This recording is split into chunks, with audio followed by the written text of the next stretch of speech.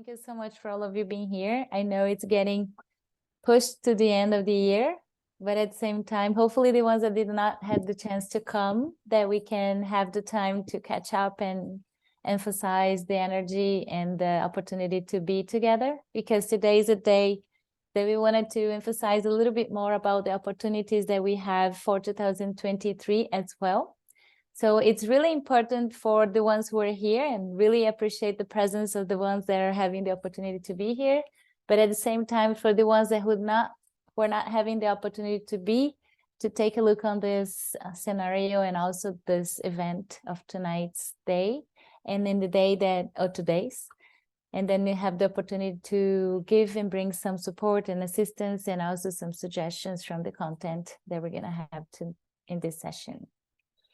So just to have an open and having our check-in before we all start, we're gonna get Mentimeter, but we can also have an open. Is it okay, Robert, instead of having that in the Mentimeter, we can have it open because we're very few? But actually, what is your own story of significant change that you've been going through our journey together? So what is your story that you would like to share with us that had the biggest change for you and your significant change? Qual é a sua história de mudança significativa, da sua própria história de mudança significativa? What is your own story of significant change? I think I can start. How much time? Pode ser. 1 minute? Yeah, it can be. 1 minute, 2. When we think about a story, we already think about time that's slightly more, right? So I'm going to bring a little bit of my story, which is a story that involved a lot of years working as a creator of products, and in this creative environment, working with the coordination of creative persons. So it was one creative person taking care of other creative persons. And I was for a long time in this place of bringing to the world, bringing to the projects in which I worked, this strength, this individual power, this creative power, because it is an individual force, because something is brought into the world that many times does not exist or want to express, but it hasn't found a space. So the space, you need to fight for it. You need to fight so that this creation takes place. So I worked many years like that.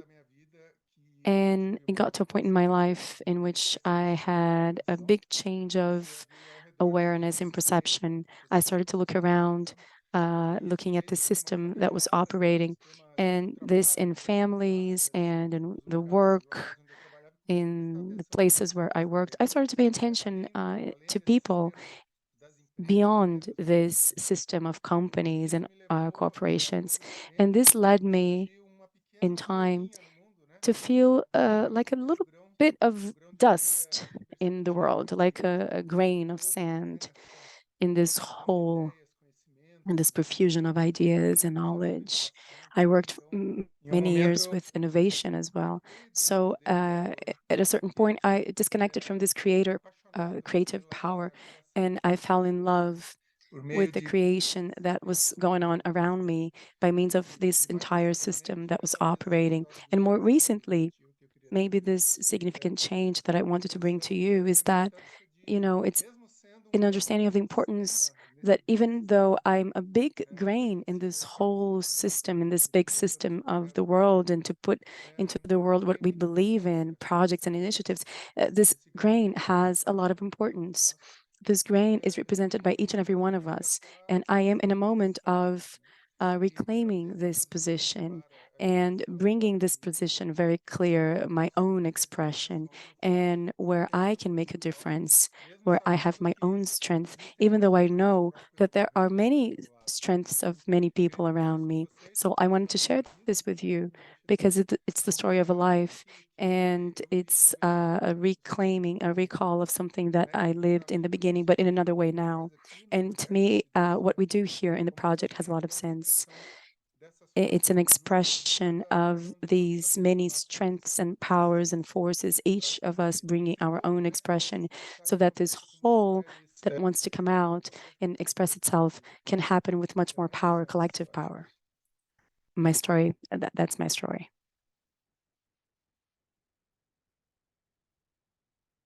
Grata, Marcelo. Thank you, Gostaria de Marcelo. passar para alguém? Would you like to pass to somebody else? I will invite Ricardo. Ricardo, what's your story? Significant change story. Thank you, Marcelo. Yes, you can do it in Spanish. For me, which has been very significant in terms of change, in terms of how I see the world and how I see the project where I am involved, and what is the impact that we have as a team and researcher. It's, for me, the most important thing is to see beyond the technician, beyond what is the common approach of science, just from the classical point of view in an office, in a laboratory, just beyond and away from people and less participative. Through this project that I have embarked with and the learning that I have had in this main journey, I have recognized the importance of giving a perspective, a social perspective to research, to think about solutions that we think from the academy, putting the human being in the meaning, taking care of life, not only human life, but in the multiple ways life is expressed in the biosphere and all expressions of life that we have around. From the point of view of the research, for me to be able to contribute to a balance in the planet. Prosocial has helped me to recognize this point. And this is not easy in this context of research and investigation, because in many times we lose the context. We lose the true impact that we can operate in society, because we are much more into the discussion, research, and the scientific methods, making us less human. But I feel that through these prosocial meetings, something comes back to me, like I feel the calling of this need of thinking solutions for human beings and the planet. And that's something that I value a lot, because that has given me this chance to find those answers. I have found here as well in Prosocial to transform my own vision through finding also the collective, just to find that there are many people doing their own projects with communities in different environments, in different scales, but all working for a better world with different kinds of people, not only for the protection of people, but also of the environment and the planet. Everything that I have learned here has helped me to recognize the importance that my project with Lina has. This has been my process of transformation this year, and I thank you because you have been integral part of this journey, and thank you for all the inputs and experiences that you have shared, and that truly give me, like every Tuesday after these meetings, I always go to bed very emotional and with the feeling and the certainty that many valuable things are done around the world. That's my story a bit. Marli, pode falar em português. Ah, que bom. Okay, Marli can speak Portuguese. Oh, good. Thank you. Thank you, Ricardo, for choosing me. Actually, I really like to listen. So to listen to Marcelo's story and Ricardo's story, it's a moment in which you breathe, right? And you go into another mode. I think another atmosphere. And Michelle and Marcelo know a bit of my story, so I'll try to be very brief because it's a story that has a lot of curves. But I think there are a few significant things, and I believe that life has been a great guide in my path. In my youth, I knew the theology of liberation before I got to know design, and I think this contact was essential to the way I see the design since my undergraduate degree. And during the undergraduate studies, also because of random choices, I had an experience in a hospital, and that gave me the opportunity of looking at all the units of the hospital and observe. And so at that time, it was something that I was doing as a professional activity, and that I did not attribute such meaning. But looking back now, I think that that influenced a lot of the way that I think. And my closeness with Marcelo since 2000, I think, right?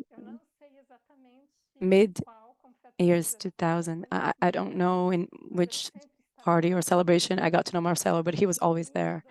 And in 2000, after 2013, when we had already started the master's degree, Marcelo offered, he gave a lecture. And at this time, I realized that there was a great affinity between the way he saw design and creativity. Someone who's very special is Miguel, who was the one I oriented, and I think has a lot of olha para o design. E o Marcelo intermediou. with the way in which Marcelo and I see the design. And Marcelo also introduced me to Michelle, and she has been also a gift. And so this journey, I think we found each other, and we've tried to look at where this calling comes from, and we have to orient our energy. It's the place where things flow stronger. It's the indigenous village with which we work now, Carmeeting. And I should say that the experience has been, a friend of mine, despertando para algo, ela diz when como she se feels that she's awakening to something, she says, as if scales fell from our eyes. That's what she says. So for me, that's been like that, to live with this group, because they're so close to us, so close to home, and so distant from our reality at the same time, and from where we live. So at this time, I realize that there's another flow that life is bringing to me, and it's being very interesting to work with these people who arrived and who came, and once in a while to be able to participate on Tuesdays in these sessions, it's also a joy. So thank you so much. eu preciso escolher alguém, né? I need to choose someone, right? Very well, let me look at the names. I will choose Ana. Ana, gostaria de falar? Eu acho que hoje a gente tem a oportunidade. Ana, would you like to say something? I think we can say that today. Well, to be honest, I'm not very much in touch with the journey, so I don't know if it makes a lot of sense for me to say anything here. Maybe it's best to pass the floor to you. All right, no problem. Felipe, would you like to say something now? Opa, oi, tudo bem? Hi, Posso falar sim? I can speak. Yes. Can you hear me? Então, beleza. O meu processo Right. de mudança, eu acho que vem com My process of a change, gente conversa aqui I think, has e a lot você to do with what we talk about in the meetings, and how I realize that também em todos os contextos in life, in our day-to-day, in the context where we are in the university, em casa, in our com a família. projects, or even in E personal actions in home with family and friends, and realizing in practice everything that we talk about here, the importance of listening to each other and to be connected with people, and to realize our role in what we're doing, if there's a collective meaning in all of this, and to be here in the group and realize that several people are working toward this collective meaning, we realize more and more the purpose behind what we're doing. And I think this has affected my journey a lot and my view of the world, my vision of the world as a whole, so that it is a journey that is more pro-social, with more hope and finding more purpose in what we do. Noticing not only nossa função aqui no mundo, como também perceber our role in the world, but also realizing, like Marcelo said, that there are several grains of sand, but each one has its own importance, and we're all interconnected, and maybe all work together.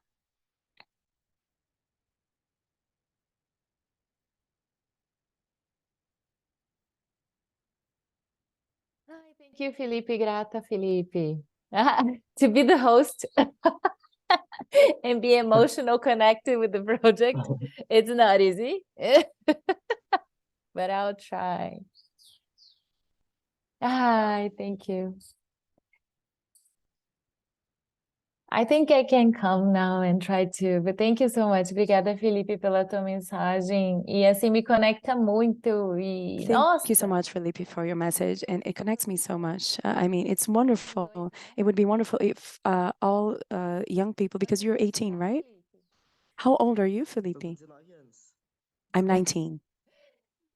eu vou deixar 19. uma intenção que todo jovem de 19 Oh, anos to put an intention out there that every 19-year-old young man in Brazil may live through a journey like this and have testimonies like yours, because this really moves me to think that today we have young people like you, like Mateus, working in such a wonderful way with personal development, flourishing, and making all of our children bloom, and having this vision like a human being, Thank you so much. I believe for me, it's been super hard related to all these amazing experiences.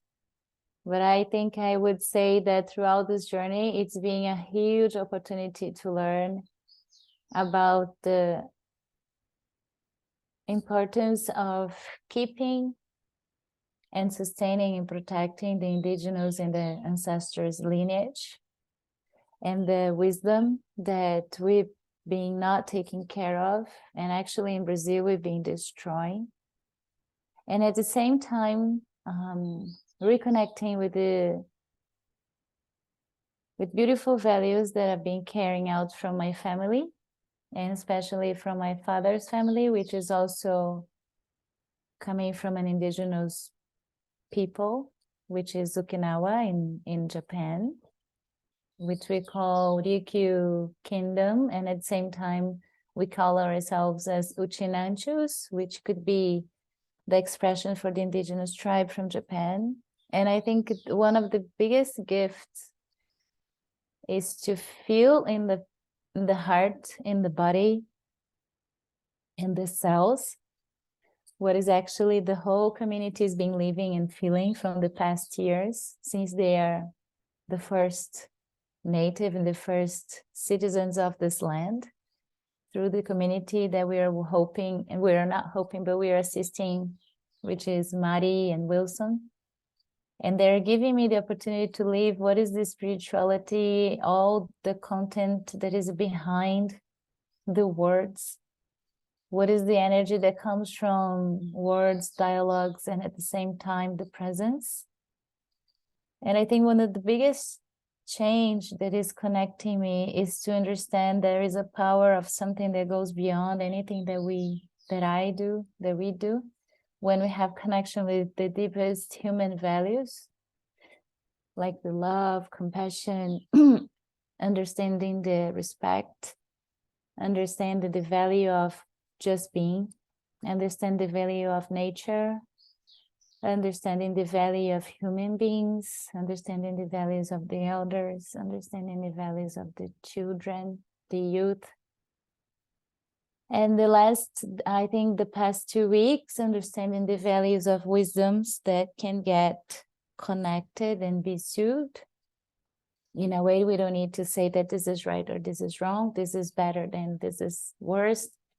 but just getting the common value of having the combination, adding everything, and developing this togetherness feeling through wisdom, through knowledge, through human connection, through human beings. So I think the past weeks, it's just coming every time that we are all together, the sensation of feeling that we are apart from some reason because the world is too big. But every time that we are getting together in those short meetings, once every 2 weeks, it just feels like we're getting together in this kind of family again, this family feeling of having amazing people, making amazing works, amazing jobs, projects, trying to support changes that connect with their hearts and connect with their values and what means to them, means to us, something that is valuable in our life. So for me, it's just an amazing opportunity to get this way through, yes, science, which is also something I'm healing. Robert and Marcelo and Marli and a lot of people who's in behind the scene, that when we talk, research is always something that I admire, but it was something that I usually consider for others, not for myself. And then now I'm actually working best in my shadows and trying to reconnect with the power of science in a way that we can change and we can promote better waves of things that we understand is good for society and humanity. So I think those are a couple of the changes, but I'm really appreciating all this wonderful opportunity in being here. And also I would like to invite Robert now to share a little bit about your change, most significant. Thanks, Michelle, and thanks, everybody. It's a big question, isn't it? What's been the most significant change? I want to try and show you a view out of my window. I don't know whether you'll be able to see it or not. Can you see that the park and the trees? And I don't know whether you can see it in the background, but there's a mountain. So out there, it's amazing bird space. The birds often come and sit on the railing and talk to me and my family. And the wind is often just blowing through those treetops. You can't kind of see it now, but I sit and often look with awe and wonder out this window. And I see the wind rippling through the trees and just picking up the birds and just escorting them into the sky. And they do this amazing sort of aerobatics and lots of bird song. You know, they call to each other across the valley. And the sun, I mean, if it wasn't cloudy today, you would have seen the sun rising behind the trees. And in the evening, because the sun is facing this way, it's rainbow land. So often in the afternoons, there's rainbows over the trees in the mountain. It's just the most extraordinary thing. And when I was thinking about what's the most significant change, and just hearing, you know, all of you, you know, Marli, your story, Ricardo, Michelle, Marcella, it's like all of our stories about the innate wisdom that is within our heritages, within our environment, and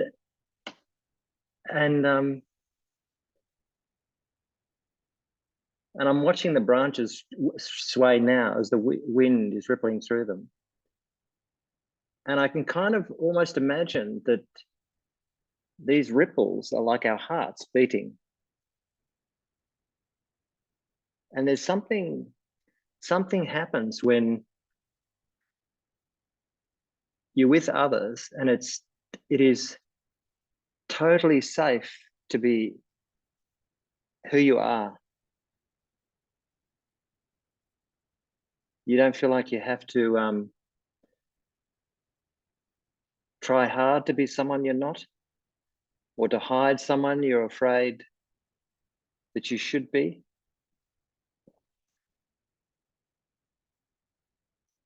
And to be with others where they've seen your heart, like watching the wind through the trees or the birds going to flight or something. And it's more than they've seen it. They're in awe of it. And somehow that becomes the wind. And so I'm kind of constructing a big metaphor here because I don't know how to describe it in a sense, but there's something, it's like this, this pulsating rhythm of life that when we turn our attention to it, it somehow gives us that life back even more. And we call it love, I think. And so what's the most significant change for me? It's just being reminded profoundly how important that is yet again, across such a big divide. You know, I'm sitting here in Australia, you're in Latin America, Ricardo, you're in Germany. At other times we've had folk from Southwest Asia, you know, on the calls, and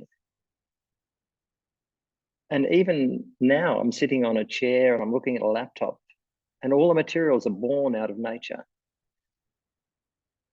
You know, so when I think about the science that we're privileged enough to be studying or considering, I even see that born out of nature. You know, the science that is behind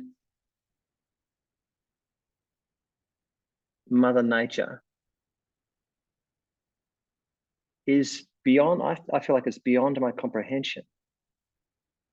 You know, there's a wisdom there that is so far beyond my comprehension, let alone my capacity to describe it. But the fact that we can, and like Marley, you said, we come up with design, we can make beautiful art, write poetry, we can imagine a world that we can strive for. It's just amazing. But all of that, I think, is born out of this profound wisdom that is already in us and in nature, that we somehow have a glimpse of, and it's like nature falls in love with us because we fall in love with it, and we can create a beautiful garden and city and all of that. So the biggest change for me is realizing that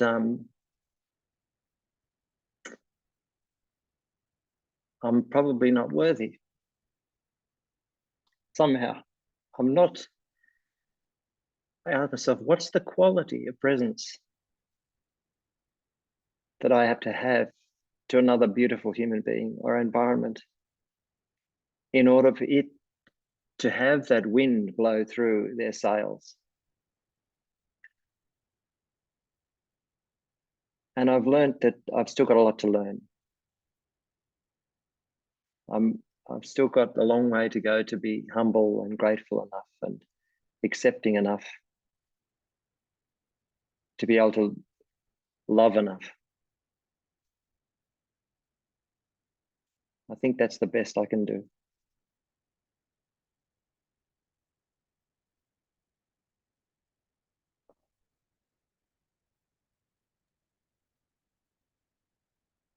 Thank you, Robert.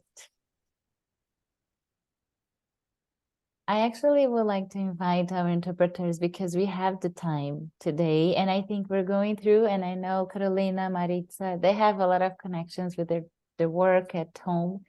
And also, Carol, it's been since the beginning. Maritza, it's been with us, I think, in the past 2 months.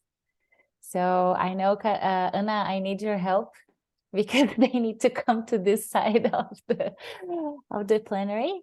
And I apologize because for the moment that they would speak, if they would like to come and speak, we won't have the translation. But I think most of us, we do understand English or Spanish or Portuguese, and then they can speak slowly, and then we can catch up with our hearts. Is that okay? Maritza, would you like to talk a little? Anna, can you bring her to the main room, please? Interpretação? Carol tá aqui, a Maritza. I will try to do it in English and Spanish. Okay. So for me, it has been an amazing opportunity to learn about your great projects and to discover that I'm able, as Marcelo said, to contribute with a small grain to this big hope that is built in these spaces.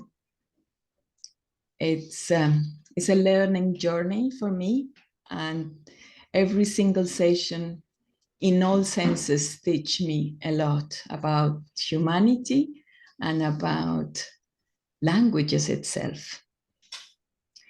Para mí este proceso es muy valioso porque me ha dado la oportunidad extraordinaria de conocer sus proyectos y de comprender que aún siendo un pequeño grano de arena lo que yo puedo contribuir, también suma a los maravillosos esfuerzos que todos hacen acá. Para mí es una experiencia de aprendizaje humano, profundo y también de lenguas. Muchas gracias. Thank you. Thank you, Maritza. Very much. Muchas gracias. Carol, would you like to come as well?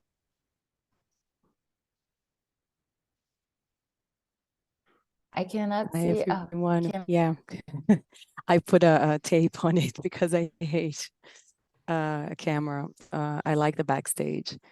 I'll speak English and then I'll write that in Portuguese in the chat. But I really wanted to speak, although I never really want to speak. Eu vou falar em inglês, tá, pessoal? E depois eu traduzo no chat para vocês do português. I translate people, right? And I've thought about that a lot lately. I don't really like the spotlight and I don't like to speak like that. I'm an introvert, although I look like an extrovert. And I've been trying to put myself in other people's shoes, and I can do that very easily. And I've been translating people from all sorts of thinking and left-wing, right-wing politics, and I've seen a lot of hate. And that has affected me a lot because I'm like a sponge.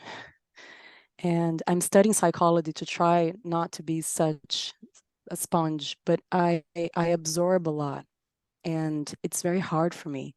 And this is a relief. So Michele, Marcelo, Robert, it's a relief to be here because when I translate you people, I can feel what Robert said. Now it was hard to translate because I was imagining, and I cry when people say things and cry. I cry when I translate. I have to force myself not to cry because it's not professional. I try to give emotion in the voice, but not to cry too, because it seems like I'm faking it, but I'm actually not faking it. So thank you. It's wonderful.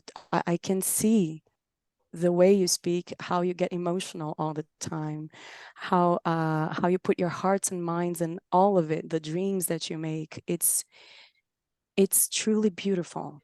And life has been bringing me a lot of clients like you, like the Heart Week and the Happiness Congress. And I don't know why, but I've been translating a lot of hard things lately. And it's been wonderful because I can get to not be in this place of division that the world is now everywhere, because I translate a lot of different conferences from many different areas, and I hear always one side and against the other and one against the other, real, clear cut.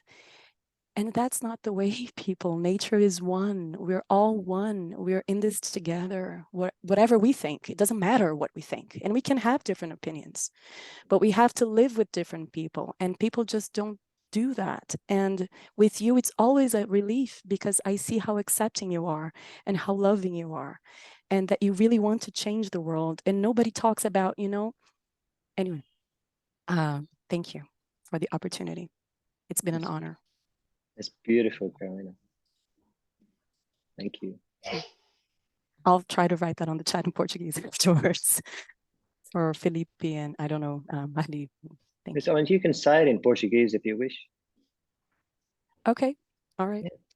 Pessoal, eu vou falar em português rapidinho. Eu só queria, resumindo o que eu disse em inglês, era só agradecer realmente, porque como intérprete eu acabo incorporando muito a voz de quem fala. E eu adoro isso, faz parte do meu trabalho. A gente não traduz só palavras, a gente traduz ideias e pensamentos e emoções. E eu ando traduzindo muito discurso de ódio. Não claros e não abertos, mas velados. Mas eu sinto, porque eu me coloco muito no lugar das pessoas e eu sou muito esponja. E eu estudo psicologia e acabo tentando justamente criar uma... Minha mãe sempre falava, você não tem casca. E eu vejo que eu não tenho mesmo. E eu tento ter, assim, mas é difícil. E aqui, eu estava dizendo para eles que é um alívio estar aqui. Porque aqui eu traduzo amor, eu traduzo compaixão, eu traduzo entendimento, eu traduzo pessoas que querem mudar o mundo, pessoas que estão ajudando outras pessoas, pessoas que... É só coisa boa. Então, às vezes eu saio de um evento, que eu tô ali traduzindo um lado contra o outro, que não sei, e aí chego aqui, tô aquele oásis, assim, aí termina a sessão cansada, mas feliz, a minha alma, assim, cheia de gratidão. Então, eu queria agradecer aos três envolvidos aqui, a todo mundo, por isso, porque é um momento em que eu respiro, e eu tenho respirado desde maio, graças a Michele, ao Rafa que me indicou, e é muito gostoso, e isso acaba que eu acredito na atração das coisas, né? Eu tenho atraído clientes da mesma vibe, todo mundo, inclusive, se conhecem, né? E não é por acaso. Eu estava no Congresso da Felicidade, né? Vi o Marcelo lá, já tinha visto as stories da Michele, e o Rafa também estava lá. Aí passou a Beatriz e me filmou traduzindo do movimento integral. Eu olhei para ela, dei um tchauzinho na cabine, e falei, como assim? Então, enfim, obrigada, muito obrigada. É isso, chega. Grata, Carol. Nossa. Ah, Robert, not easy. But it's fun. Not easy, but it's fun. I said, aguenta coração. That's how we have that expression in Portuguese. We say that when there's a lot of emotion, there is a lot of love. You feel like your heart cannot stand it because it's so much. So you feel like it's gonna explode. That's why we say like, aguenta coração. So I'm delighted with all the hour-long check-in. I think this is one of the best things that usually we don't have the time to do with all of you, but today we're having this fortunate opportunity to be together and have this quality time. This is one of the best things that we've been having, I think me, Marcelo, and Robert in the backstage, usually when we have our planning sessions. I think the power of this quality of space to have our dialogues, to talk and share from this space which is really human, and there is no need of understanding languages, because it's the language of love, or this is language of humanity, this is language of meaning, of values. It's been so powerful. So thank you for having this opportunity to having this long check-in together here, practicing with all of you. There is another step, because we've been hearing so many wonderful things, and at this moment it's a great pleasure to start thinking and planning and thinking, and more than that, putting more meaning and more feelings into our 2023 journey that we can have and we will have together in next year. So there is one question that we would like to bring up and see, and then we can have an open round at the same time, because we are already having so many great experiences out of this check-in. But one thing that we would like to promote for next year is to take advantage of the most that we can, even more, to actually emphasize more opportunity for us to learn and go deeper into things that it's really important to us as individuals at this time. So in what ways would you like to go deeper in our journey in 2023? Robert, Marcelo, please help me out. I'm trying to go on the flow, guiding by the guidelines we had. But just now, just to get a deep breath, and then just and saying, in what ways would you like to go deeper in our journey next year? What type of experiences, what type of learnings, what type of insights you had that it might be interested for us to have and develop for your individual and your inner journey, your individual journey. And after, we can come up with how is the opportunity that we have to go deeper together.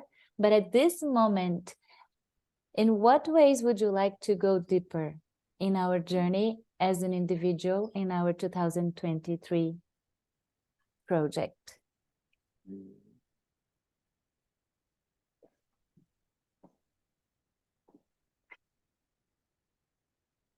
I know this takes a little longer. It's a good question. Maybe we just take a few moments in silence while we contemplate it. Yes, it's okay for us to have 3 minutes? Yeah. Okay. 3 minutes of silence to just reflect into this question.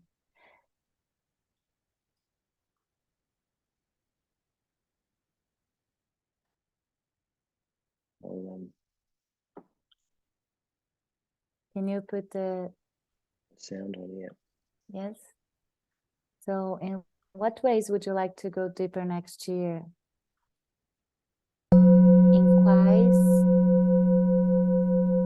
maneiras você gostaria de se aprofundar no nosso projeto de 2023? Em que temas ou aspectos le gustaría profundizar a título personal? ¿De qué manera le gustaría profundizar más?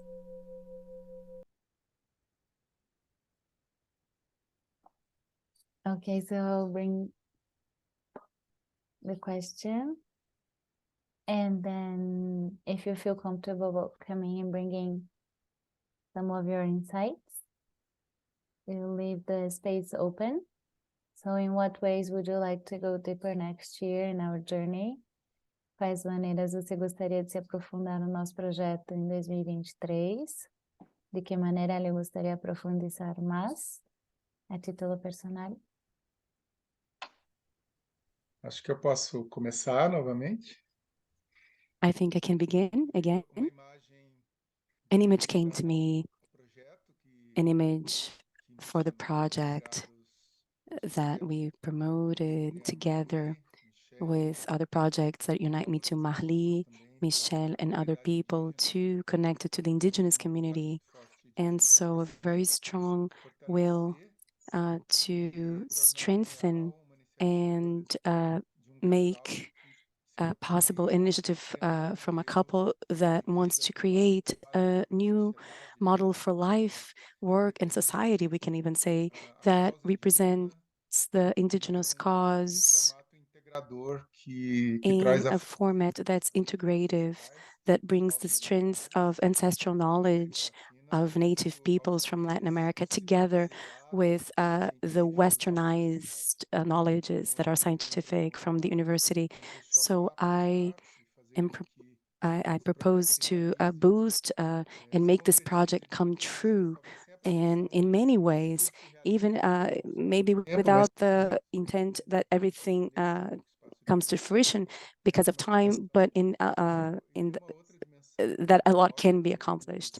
And another thing that I would like to have as an intention for next year is it's connected to what we can call what's behind the process that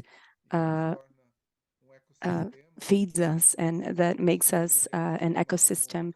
If we think about an ecosystem as having this interdependence that's shared, and together we can create value, a value that's very broad, a value that goes much beyond the financial value. It's humanitarian, it's social, and it's a value for the change of society and humanity. So I'm very much interested in strengthening this ecosystem. And what I've seen, that it's a disconnection that's very big between the plans that make us collaborate and the plans that make us competitive and rivals. And it's the thing, because tomorrow I'm going to defend my doctoral dissertation finally after 5 years. But I'm very much interested in observing what happens in this space, in this ecosystem, and that can strengthen us.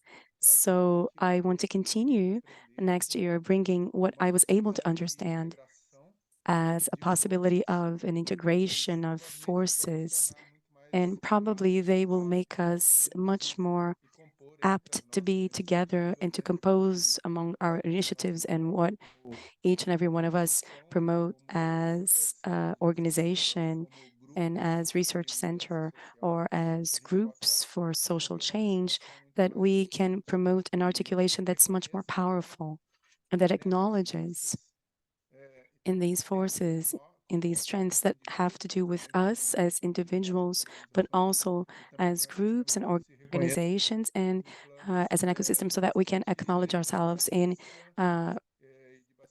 spaces of transparency and aquilo que nos faz ser quem already somos, né? Naquilo que of muitas vezes expressing nos what makes us who we are. colaborativos é aquilo que And sometimes things distance us from being collaborative, and but things because things make us strong because we're competitive and rival, and that's not the idea. So this is my individual intention of bringing this reading about what moves us together toward 2023. And so now I will call Ricardo again. Thank you, Marcelo, says Ricardo. I share some of the points that Marcelo already said about the project we develop and also our own personal project. And I refer here to the project also that I developed with Lina. From my own perspective, I would like to deepen in the connections with the participants in this main journey, to try to use better spaces like WhatsApp or other means that we can communicate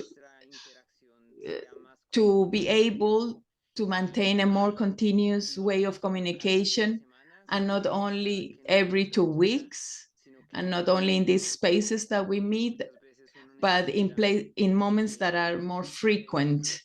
Sometimes we really need this backing of the others in specific moments, or just simply because I need to share something that I have experienced, and being able to do it through a continuous communication will be very, very rewarding. So I would like to deepen my connection with the people in this circle. And I would like to, that we would like to do is to deepen our connection with our community in Arauca, in Colombia. It's a huge challenge being in Germany to have a strong relation with the community of farmers in Colombia. That is something that we need and want to do, to strengthen this relation with our community in Colombia, and perhaps also on a personal basis to be able to break my fear or uncertainty related with the project that we develop. And those fears doesn't allow to a normal flow of this project. So I would like, and I'm not able, I would like to make it more, because I would like to control more, and or to be completely safe before I share what I do with the world. just expecting that everything is perfect before I implement something. And these ideas of perfection doesn't allow me to understand my project as something organic that may fail, that may evolve in a resilient way, that is vulnerable, that it has the possibility to transform itself. Personally, I need to work in this dimension, resilience. I would like to concrete more exchanges with people and organizations that are working out there and are also willing to collaborate with us. So I think it'd be to establish priorities, such as putting my own project as a priority and because I need to fight with the priorities that I also have here at the university. So my own project goes a little bit, suffers and goes a little bit behind. So for me, it's important to deepen my work in that sense, to give more balance, my own personal time, to be able to bring my project ahead. That's what I would like to share with you. Thank you. And again, I will pass the word to Marley.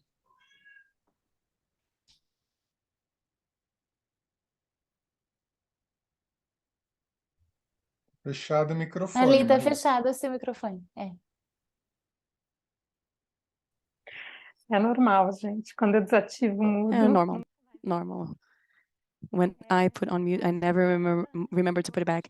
Ricardo, thank you. I think what I have to tell complements what you said and also what Marcelo mentioned. You know, this matter of time, to manage the time, to assign the time,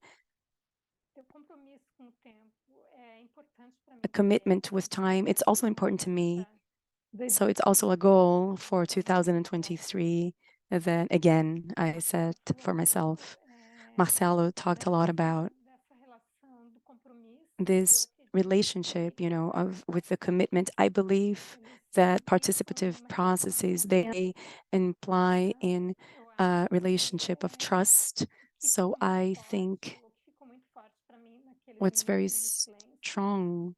was very strong in those moments of silence was the desire to honor the trust put on us, especially by the community with which we're going to work to make things contribute so that things happen, you know?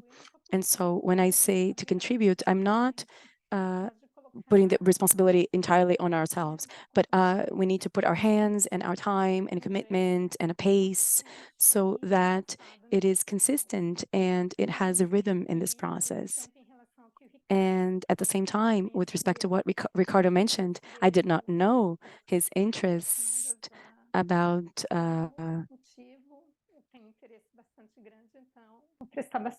these issues. I'm interested in all of that, so I'll pay a lot of attention to that. I need to choose someone, right? Let's see, Felipe.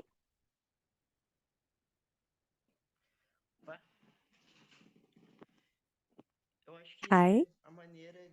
I think the way to go deeper that I was thinking about here would be to be more involved, more actively in other issues. Not only so practical, but also I can't hear him. Felipe, I don't know if it's me, but I can't hear you. Agora consegui. Agora consegui ouvir. Now I can hear you. Vai lá. All right. Okay, cool.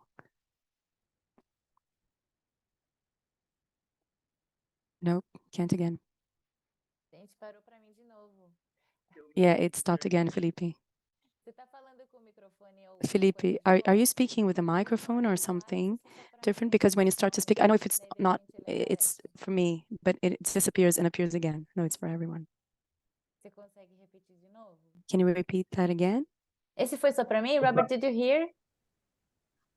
Não, ok. Então vai lá. Vai lá, Felipe. Ah, beleza. Estão me ouvindo Oi. agora? Can you hear Agora me now? Yeah, now I am. Ah, sim. Right.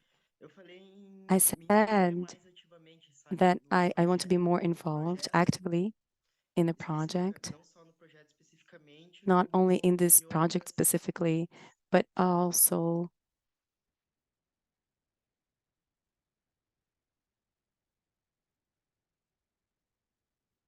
Só um momento.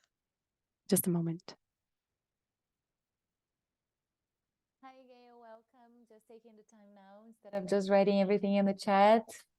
But we are responding. We had a long check-in, and now we're going deeper into develop the aspiration for 2023. So now we had a little moment of contemplation, and then now having this individual answer related to that question. And what would you like to go deeper in our journey together in 2023? What type of topics, themes that you would like to go even deeper from the experience that you had this year? Okay, so I think everybody here went. Would you like to be next, Gail? You know, I kind of had a rough day today. That's part of the reason why I'm late. Oh, I think I would like to skip for right now, if that's okay. I'm not prepared to answer the question. I know you Okay. feel sure. Okay. Would you like to go ahead. share anything that from your rough day that was gonna make you feel better to come and be here with us? Well, two things. I'm under a lot of pressure because I'm also a grant writing consultant, and I'm helping a client on a big proposal that's due this week, and that was a lot of pressure. And then I found out I may have been exposed to COVID. I'm not sure. So I'm very upset because I'm worried less about me and more about my family members, both of whom are vulnerable. So yeah, I won't go into detail, but I'm a bit flustered about it, and therefore and Sylvia is not well. Sylvia has kidney stones, so that's why she's not here. So it's just been like one of those days. So I can't even think right now. So please forgive me. I might do a lot of listening today. Well, settle into the space, Gail, and feel some TLC from us.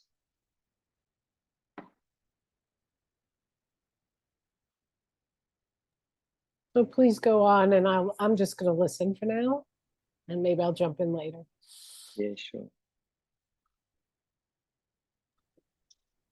Would you like to be next, Robert? I can speak next. I mean, my reflection is along the lines of what everyone has just said. It is it's funny, isn't it, how going deeper is synonymous with connecting. We've all talked about how we want to connect with each other more in order to go deeper, which is really interesting. And I think, next year, we'll be finishing up this program, in August. And I feel as though we're learning something about what it means, what it takes to actually create this quality of connection, which allows us to go deeper within the context of our ambitions and what we care about, our work with the environment or other organizations, or in schools with young people. And I think there's, I'm a contextual behavioral scientist. My interest is in behavioral psychology. So I'm fascinated by the way in which words work for us, because words are, they attempt to describe something. If we didn't say anything, we couldn't share what is in our heart or our mind. We couldn't share a vision of the future. We couldn't share stories about the pain from our past. If we didn't share words or images or plans or arts, we couldn't capture the essence or the wisdom that we observe in nature or in our heritages. We wouldn't have science, in other words. So I'm very interested in the science of language and math and how that functions to orchestrate life. I mean, they're very technical words, but really what I'd like to do is learn more about how do we orchestrate this conversation between ourselves and between our people. Because if you ask the right question, suddenly it changes the way in which people see things. It changes the it's the way in which we would pursue something. Sometimes the question is a research question, and it'll have occupied our attention for years. Other times it can be a really simple question about what matters now most and what can we do about it. Or it could be a question about, like the one we just asked, if you were to go deeper right now, what should we attend to? And so what I'd like to do is go on and continue the journey with everybody and learn more about how do we orchestrate this conversation between ourselves and support each other as we have this conversation with others that we're wanting to collaborate with, in order to become increasingly sensitive to the needs of the lives that we're custodians of, including our own and our family and our environment and others. And as a consequence of that increased sensitivity, respond with much greater effect to enhance the quality of life, not just for us, but for future generations. I think that that's kind of an aspiration of mine already, but I feel as though as a community, we're on the edge of learning something really important about how to do that, to transcend boundaries that aren't normally transcended. I mean, earlier,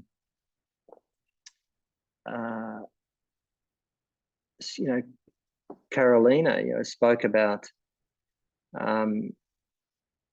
translating. I mean, that's her science. Her work is words and translating from one to the other. But it's interesting how the words of division can cause such an emotional, and physical response that is not healthy. Whereas words of love and compassion and words that that describe the world that we could attend to that gives us vitality, just by themselves start to bring that vitality. And so I think we're learning something about that. I think, Ricardo, you're talking about creating these spaces in which we can connect more. And I'm thinking about the kind of cafes that originally Marcelo and Michelle wanted to organize, which were much more informal spaces in which we could develop these connections, and share learning and interests and engage in like really deep supporting friendships, that develop deep supporting friendships. So I'd like to go down that path. I'd like to also work with people who, I don't know, try and connect more one-on-one in different ways as we endeavor to go deeper on this journey, because we're all stepping up to such important things. Yeah. That's what's occurring to me.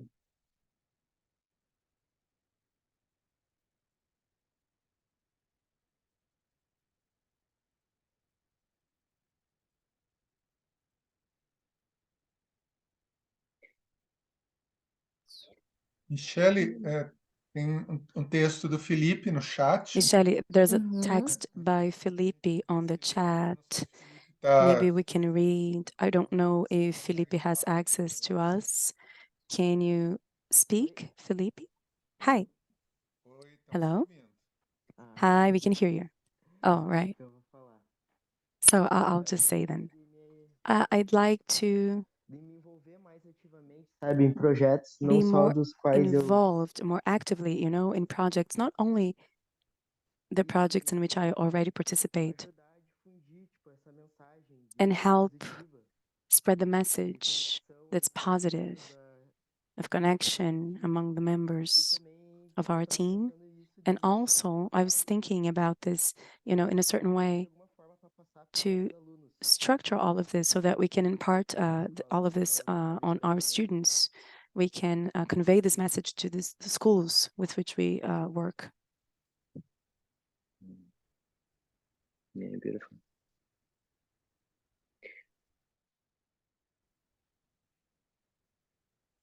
And Michelle, Talvez, perdão, Robert. Sorry, Um, Robert. Anna, I'm actually going to ask you to open up your mic because you didn't say much before. But you are playing such a key role. It's like Carolina and Maritza, who are allowing us to communicate across the divide of different languages. But Anna, you've been playing such a foundational role in our work, and it's kind of like you're amongst one of our unsung heroes.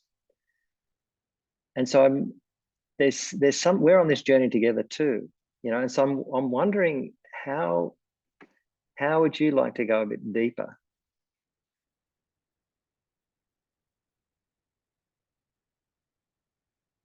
Within your sphere of influence.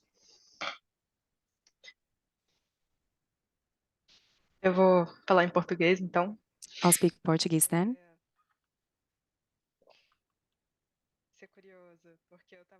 It's curious because I was thinking and rethinking about this question, and this really moved me because this week was very hard. I'm also just like Gail, maybe I have COVID, my mother and my sister at my home also, and I'm tense. That's why I did not speak earlier. And to have this chance now left me happy. And, in my sphere here, although I'm not so connected, most of the time I'm solving a technical issue or something. Oh, let's put people in the rooms. Let's make them have the best experience possible here Com a gente, que vocês estão com a gente. during these hours in which they are here with us, that you are here with us, right? And so many times not being able to join the process. And Realmente, for dentro do que eu next year, really within what I can do, I can try to connect more with that because it's something that touches me, but I avoid so that I don't interfere, let's say. And so one of the ways in which I would like to go deeper is to truly go deeper in what is being discussed and to be present at these times. So I think it's literally what it is. Yeah, wonderful. Wonderful. But also Carolina and Maritza, I mean, I'd love to hear your voices again. It's a very humble purpose for me, and it's to make deeper my knowledge of all the organizations who work for this purpose from different corners in the world, to get a picture as possible, as complete as possible, of all these efforts, big and small, that are going on the world. For me, it's getting into that deeper, to know from different corners how people are contributing. Para mí, el objetivo muy simple y muy humilde es conocer en más profundidad todas las organizaciones que están trabajando en el mundo, en esferas más grandes o pequeñas, por este propósito común del bienestar. Yo quiero tener un conocimiento sólido y profundo de ese escenario. And thank you for giving me the chance to make this journey of learning with you. Gracias por permitirme aprender con ustedes. Beautiful. I don't know, so many thoughts. One of the things that I've been thinking that I was about to talk to Michele is thinking about organizations, because I know a lot of people. I work, conference interpreting is my passion because it's so many different areas. And so I know a lot of people, and I'm not very extroverted, but I have access to different niches. And I was thinking, because Michele, I translated this weekend, I was working in a decolonization and colonization symposium something. I forgot the name. Yeah. And I saw indigenous people, Guarani, and the words that I actually was using to translate the video from Mari and Wilson, I used at that conference. And there was another conference with someone Guarani as well. And I was like, wow, when things start to repeat in my mind, I pay attention in my life. And so I was thinking about talking to Michele to see if I can help connecting with different organizations, different people, to be part of the journey next year. I don't know if that is the idea. And to go deeper, I was also thinking, I think Violeta and the other, I forgot her name, Maria Paula, they work with psychology, and that's what I like more now. Maybe to have more organizations connecting one with each other. Because Felipe was talking about La Jungla, and there are many organizations that you can see that would work well together. I think you mentioned that in one conference, in one session, Robert, that, environment with environment and kids with kids, and maybe to have more organizations as well. I don't know, working with gratitude with kids, but more from a psychological standpoint, because that's also one of your interests. So many things popping. Yeah, wonderful. Wonderful, wonderful. Thank you. My pleasure. I don't know what to do now. We go back. Yeah, thank you. Where's Michele? You're the only one who hasn't spoken yet, I think. Yes, because I'm it's good to be the last, because I have so many things that I like to talk, and at this moment a lot of people had already talked, so it's so wonderful. I was actually taking some notes because I think this is one of the jewels that we have under our collaboration. Yes, I try to honor the languages, but I know sometimes my Spanish, it spells not proper. The English is sometimes I misspell as well. And Portuguese, as usual, when I mix up with other languages, is also something that we can do. But if you would like to come, I think, Anna, can you share the link for them in the chat? So if all of you would like to take a look and after to add. But for me, for next year, related to my personal development, I want to understand better my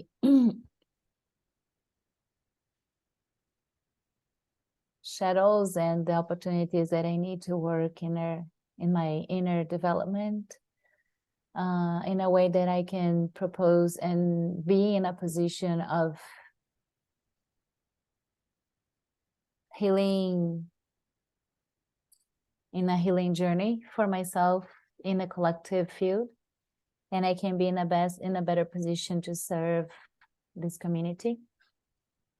But I think I need to have that as an individual journey,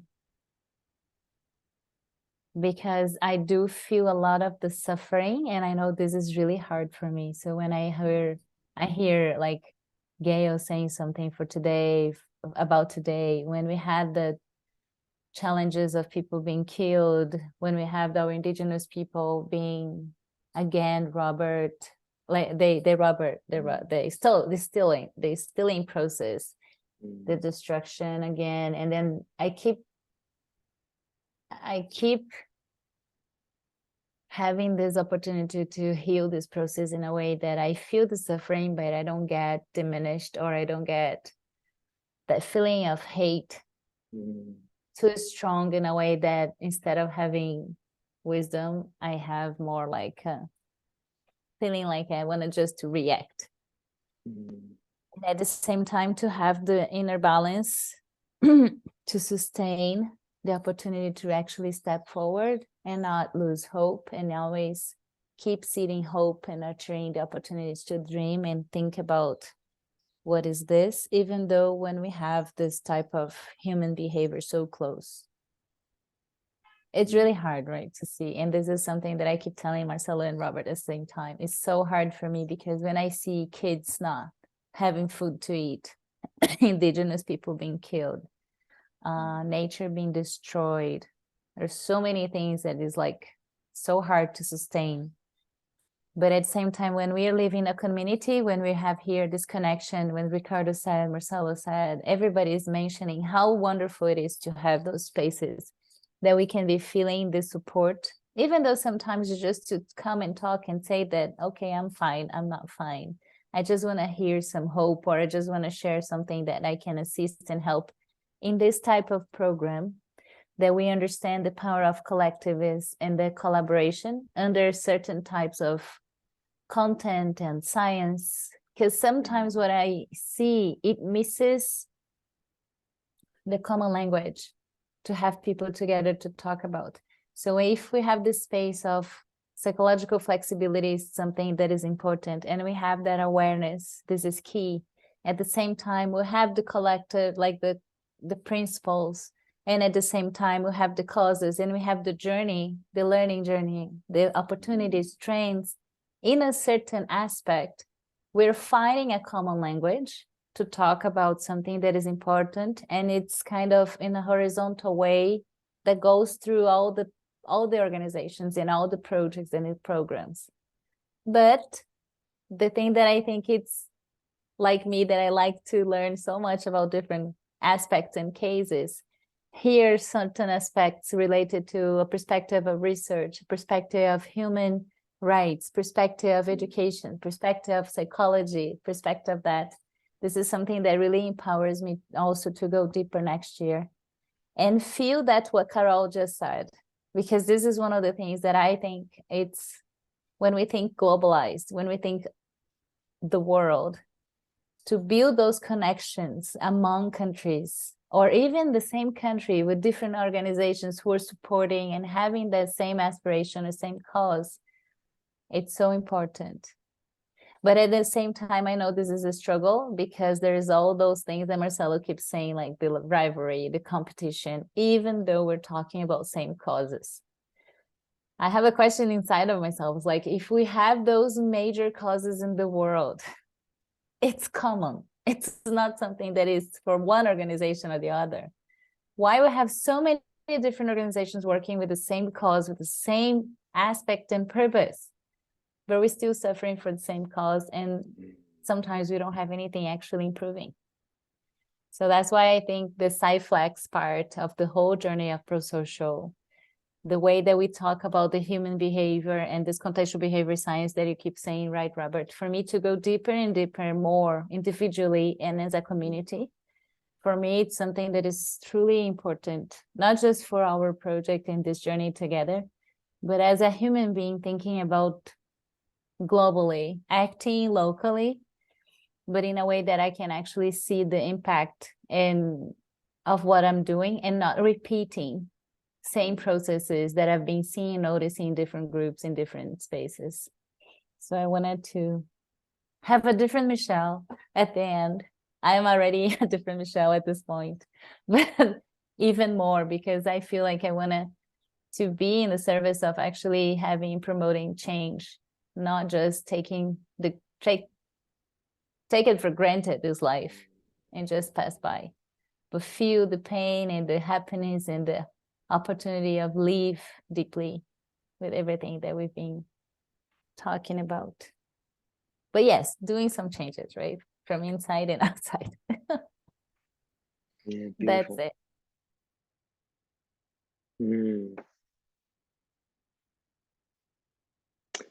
Wonderful. I wonder, Michelle, whether we should have a break and then and come back in, I don't know, 10 minutes. 10 minutes, yes. And then and I think we're probably getting close to winding up. I mean, I've prepared a few slides that I'd like to talk to people about, and I know that you've prepared, you know, a contemplation before we check out. What if we do that? No? No, Are we no, gonna we have a break? Have a break. Have a Okay, break. yes. Come back, and I'll speak to my slides, which is a big invitation to us and everybody in the group, and then we can do our checkout. Yes, perfect. Okay. So see you guys, gentlemen, ladies, gentlemen, in 10 minutes. So your time, 43. Hello, everyone. Getting back on track. So good to be here.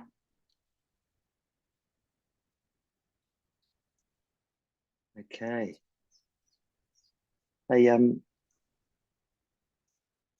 I've just put a link in the chat. And it's a link to this page here. It's quite a few people asked about talk about, you know, the interest in psychological flexibility and psychology in general. I know that you know, Carolina, you've talked about how to be with strong emotion without it actually overwhelming you and running you. I highly recommend this book. Stephen Hayes, I mean, he is the one of the founders of contextual behavioral science.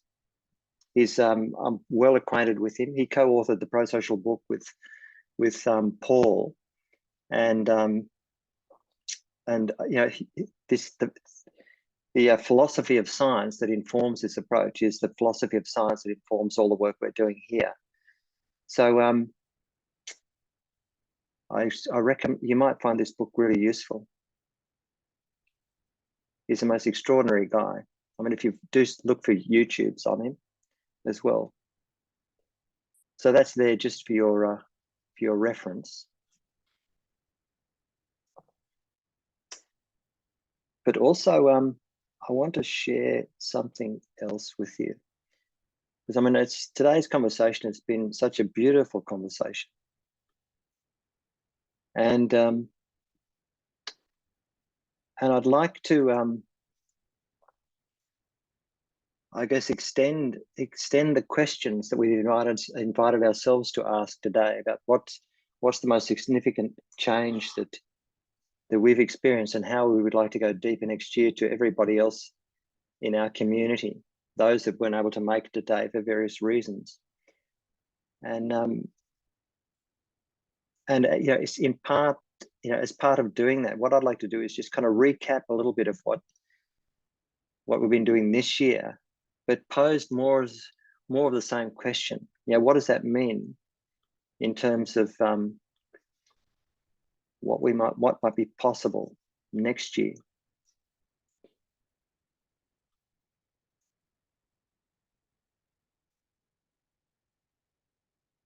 So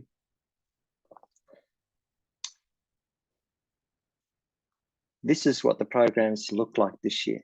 You've all seen this, and it's been quite an extraordinarily ambitious but extraordinarily successful program. You know, we spent time, you know, prior to starting back in June, you know, time making sense of the world we're in, and then we embarked on this journey and complemented it by this participatory video.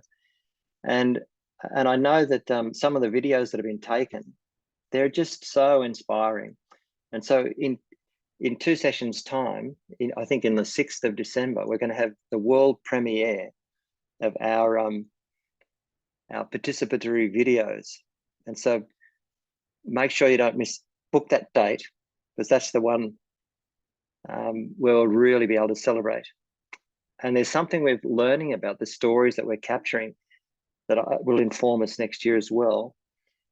But you know, underneath this whole program, you know, everything to do with self-development and analyzing the system and thinking about the trends that we'd like to impact and how we build pro-social communities, but also pursue opportunities in a learning way. It's all underpinned by this idea. And we've really touched on this today. You know, it's all about trying to catch what is intrinsically important, but not just in terms of what we value, but in terms of what it actually takes to sustain a life within which we flourish, and trying to take a perspective on these fundamental needs that have to be met if we're to be physically, psychologically, and socially and spiritually well. And to distinguish that from the myriad of strategies that we might take in order to try and get those needs met. And you know, a number of you spoke before about observing other efforts, you know, similar efforts, trying to actually conserve the environment or rebuild the education or impact social issues, you know, political divides, and yeah, with varying degrees of success. And Michelle, you suggested that maybe one of the ingredients that is not being tended to enough in the efforts that aren't working, pardon me, is the inner work. I mean, we call it psychological flexibility. But those words don't do it justice. You know, and that's what that book is about, written by Steve. It's about getting to know yourself as the sentient being who contains all of your experience, a sentient being that has needs if you're going to flourish, and has utterly unique values that you embody when you're living a vital life. I mean, some people, they naturally and spontaneously burst into dance, you know, or conversation, or a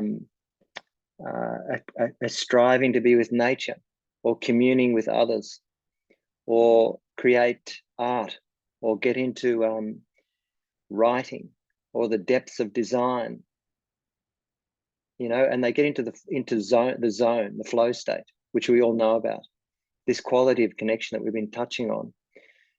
And so values express themselves in utterly unique ways, depending on your interests and, you know, who you are as an individual and who you are as a group. But what I've observed is that every striving is in some or another an attempt to get these fundamental needs met. You know, our physical well-being, you know, it's where we're healthy and we have food and shelter. Our sense of freedom, where we can be fully expressed without being inhibited as a consequence of these deep connections that we have with others.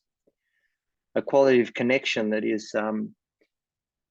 is profoundly sensitive to and respectful of who you are as an individual and the gift that you're here to try and give. The ways in which you want to express yourself through your art or your dance or your science. And of course, meaning, you know, your reason for being. And when you're living that reason is when you get into this zone. To me, this interests me a lot. And I sense it, my sense is that it interests all of us a lot. What does it take at a collective level to look after our environment? Because these are the same needs. To reinforce our sovereignty within spheres of interest and develop partnership that is truly enhancing our capacity to actually collaborate and look after each other and act on what we shape up as our shared purpose. A huge amount of all of our work actually is to clarify that and then put in place strategies that meet these needs as we express ourselves in the unique way in which we value. And so this is the deep, deep work that we're embarking on. And I think this is the deep work that I want to learn more about how to do. But the way in which we've gone about it is to orchestrate this conversation. And it's based a lot on what I've learned over the years working with others. And a lot of you will be well acquainted with some of the ideas I've introduced, because they're not my ideas. I think we're all standing on the shoulders of giants like Steve Hayes, for example. But part of that conversation at the beginning was identifying these critical factors that we felt at the beginning of the program we'd like to impact. And they were related to, we spoke a lot about how the established system is not working, how it's based on an extractive model, where it's all about consumption and addiction, and shifting the system to one in which it was functioning in the service of life.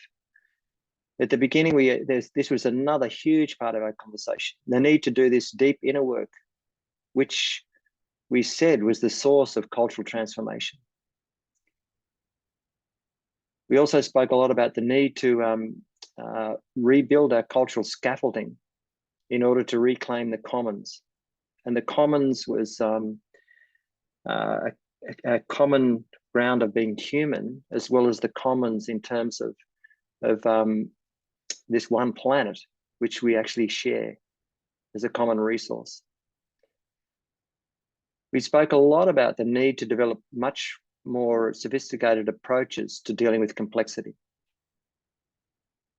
And environmental conservation was a huge thread in our conversation. We need to look after the planet and different species living on it in much better ways.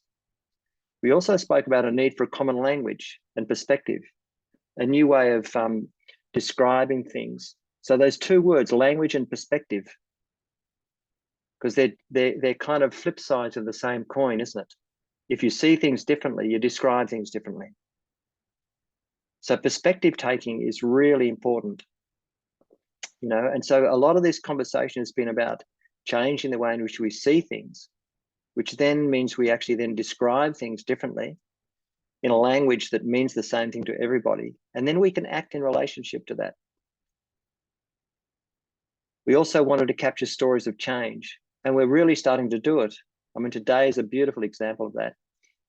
We all spoke about the need for funding and resourcing and technology to be able to do our work.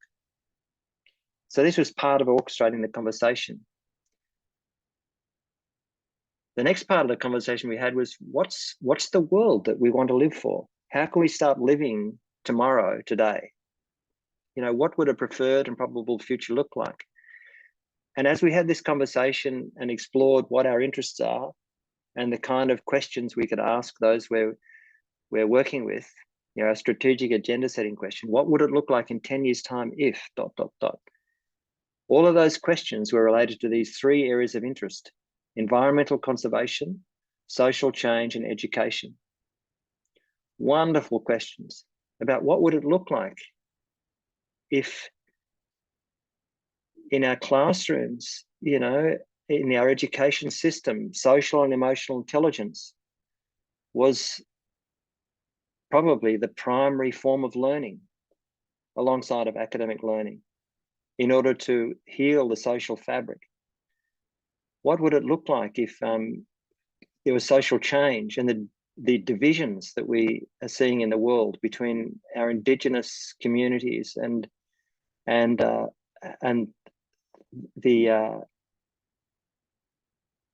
descendants of the colonialists who have actually impacted the traditional owners of land? What would it look like if there was less of a divide between philosophical and religious and spiritual traditions, and that we're acting, in accord with each other to look after each other's needs, in the unique way in which we value. You know, we ask questions about what would it look like if our environment was truly healthy, if the birds in our forests were looked after, along with other species. Wonderful vision. And we've started living this world already. It's amazing. This is how powerful language is. The next part of our conversation was, what does it take for us to build trust and reciprocity? How do we work together to craft this cultural scaffolding that will enable us to collaborate? And here's where the wisdom of Elinor Ostrom was brought to bear on our conversation. She's suggested these 8 fundamental principles that she's observed communities all over the world for centuries. In some instances, centuries. They've developed systems that respect these principles, that enable them to look after each other and their environments, in some instances for hundreds of years. But these principles apply equally in modern institutional arrangements. And they pull for real equity, where there's, for every contribution, it's actually experienced as fair and people are nourished. What they get for what they give is also a gift. They're involved in all of the decisions that implicate them. And communities that work well together, they know what they're striving for. They know what their identity and purpose is, but they're also able to track how they're going in terms of fulfilling that identity. And when things aren't working, they respond in restorative manners. There's no punitive approaches to resolving conflict. It's always about re-establishing harmony and love and respect. And people experience the authority to self-govern. The need for freedom is actually enhanced within the context of collaborative relations. These are the 2 fundamental needs that are addressed at a systemic level. This was a really important part of our conversation. And in recent months, we've embarked on journeys of action learning. And I got this image, it's a Latin American image of instruments and music. It's, to me, when we're on song, it's when we're journeying in a way that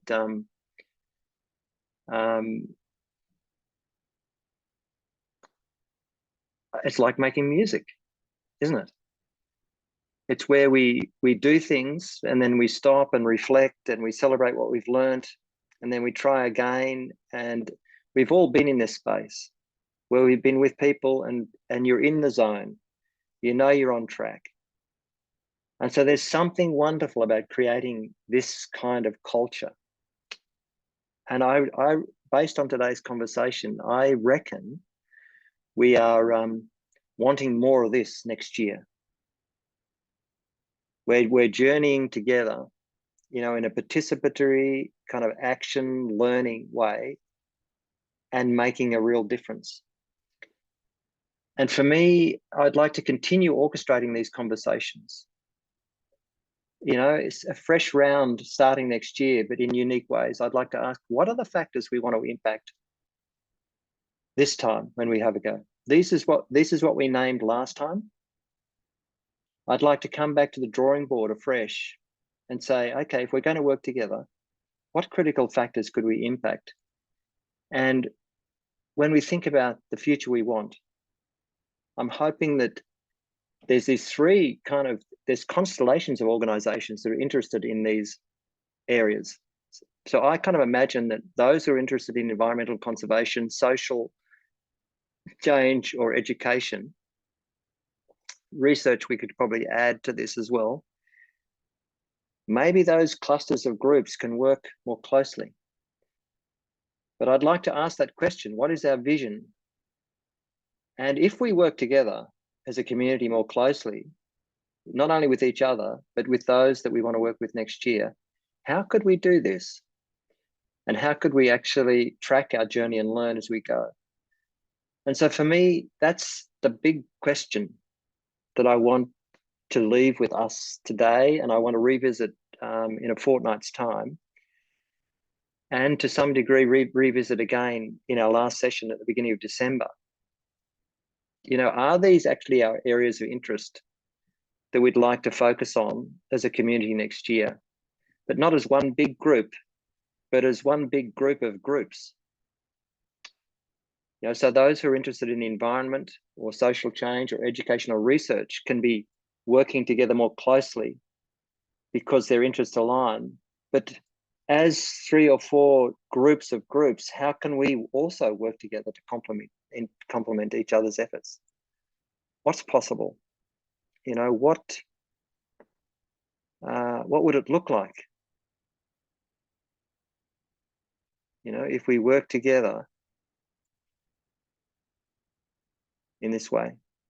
The other thing I'm kind of started wondering is who amongst us who have been on the journey this year would like to step up more into sort of helping to facilitate the process.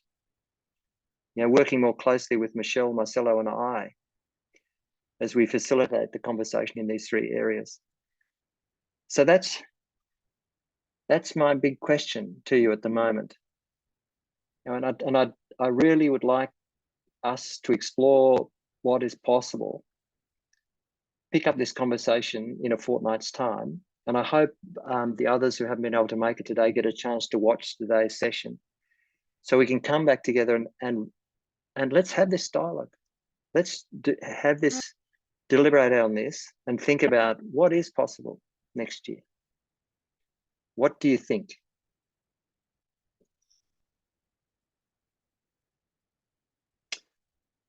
So what do you reckon?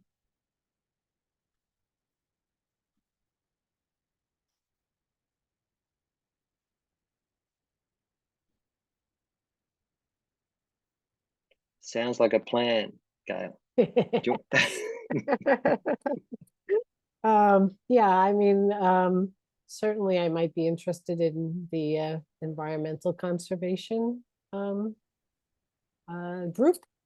And my only concern is, you know, sometimes I'm the only one here like today.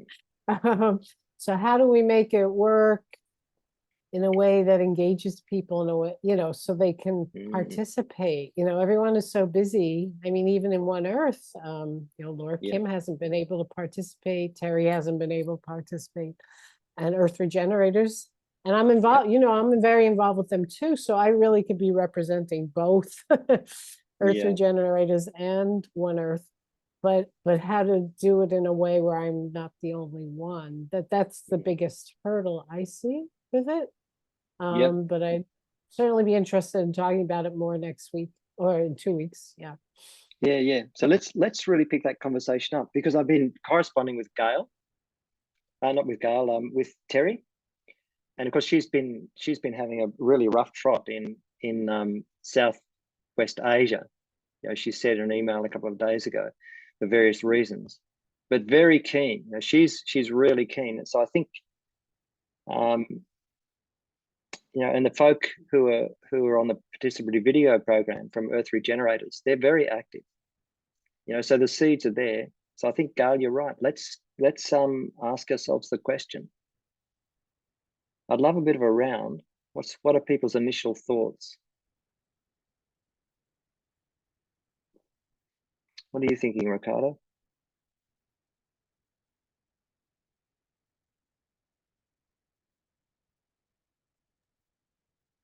Pues a mí me parece la idea de crear grupos de grupos algo muy bueno, en el sentido de que esto también nos In va a the sense that will allow us also to strengthen ties among participants.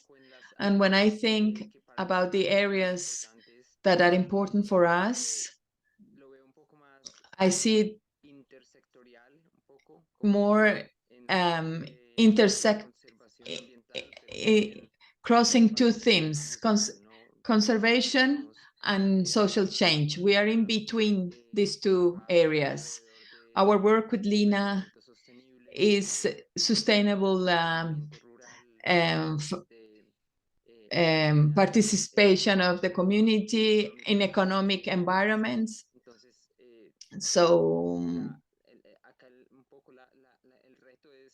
our challenge is to find which group will be the most indicated one for us, because we are in between of the two subjects. And of course, from that point to enter a conversation, a deeper conversation. For example, in the environmental issues and the management of natural resources, it will be for us very valuable to be in a deepest dialogue with Gail, and in the social exchanges with communities.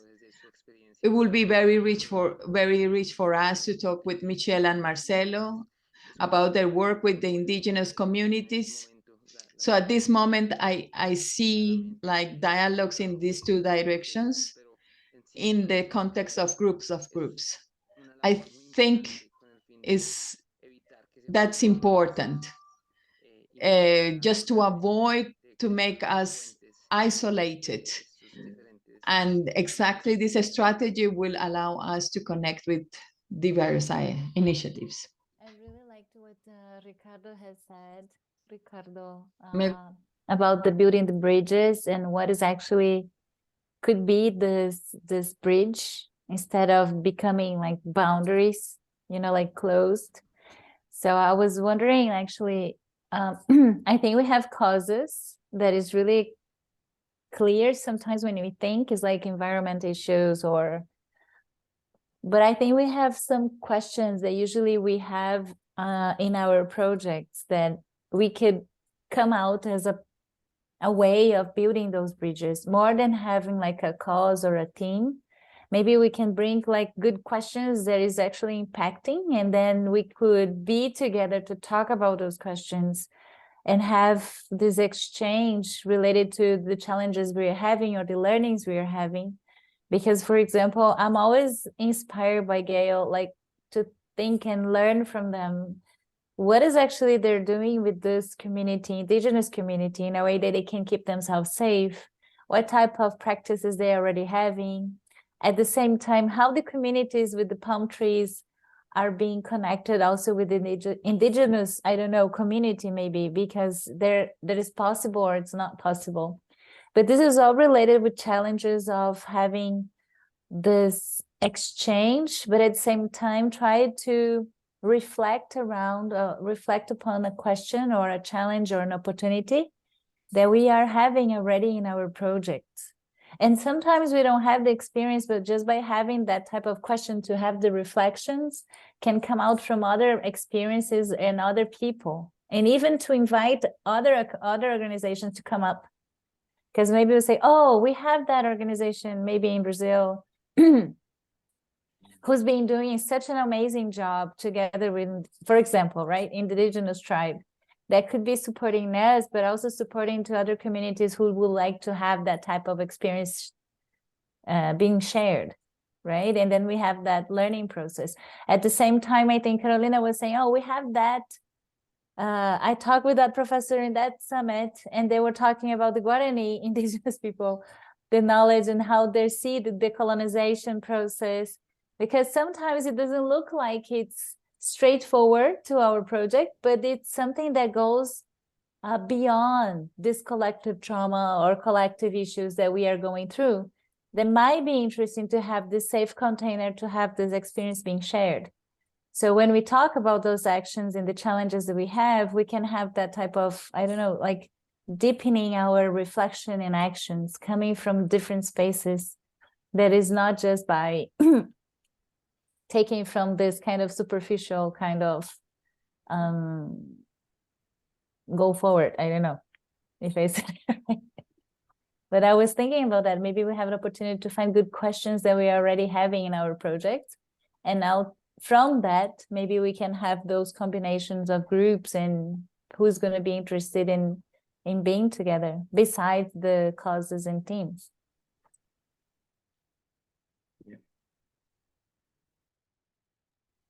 Marcelo. Eu vou falar em Thanks, Michelle. português.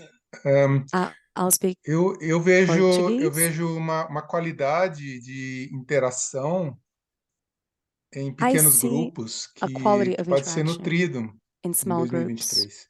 that E might essa be qualidade está nourished nessa in profundidade de 2023. diálogo e na And this quality is possibilidade in this de, em depth pequenos of grupos, dialogue trabalharmos and in this questões possibility of small groups particulares working dos assuntos que on nos interessam. private Então, eu issues, vejo essa the things qualidade that interest possível. Quando eu us. falo pequeno So I grupo, pode see ser this até grupos de quality. 3, como temos And when tido I talk about small experiência, groups, it can be even 3 Robert e people, as we Michelle, have que experienced são here with experiências de Robert and Michelle, profundidade, conexão, mas também experiences that de, are very deep poderia and chamar of de connection. uma ação, And also we né, could uma ação call it propositiva. like an E action, então esse é um a aspecto positive que eu gostaria action. de trazer. And so this is E one eu aspect entendo that I também, would né, like como que to é bring. importante criarmos And pontes. I also E essas understand how pontes it's podem important to ser create até bridges. amplas And o these suficiente bridges para que a can be gente even possa broad acessar enough a for nossa us to be able geografia, to né, o access território da our América Latina geography, e the territory pensarmos of Latin juntos America, como and to think promover a evolução together cultural na how América we can Latina como um promote todo. cultural evolution in Latin America as a Então whole. essas pontes são inúmeras possíveis, And mas so these bridges quem are, sabe they have many podemos também possibilities. pensar em And países, né? maybe we Por can also exemplo, think com a about força dos countries, empreendimentos for e iniciativas example, na Colômbia, por exemplo, the como initiatives que in Colombia, poderiam ser for example, articulados and em how they torno could de be ações propositivas articulated em Colômbia, ou mesmo no around Brasil ou outros for países. positive actions in Então eu Colombia or even in vejo Brazil and in muitas other countries. possibilidades So I de see a lot of criarmos possibilities of pontes e creating relações, bridges mas and também de relations, cultivarmos but I nesse espaço em also 2023 think essa about qualidade que cultivating está these presente aqui spaces, you know, agora, the que quality that ela é we have maravilhosa, now, do which grande is grupo. wonderful, which is of a great, big group.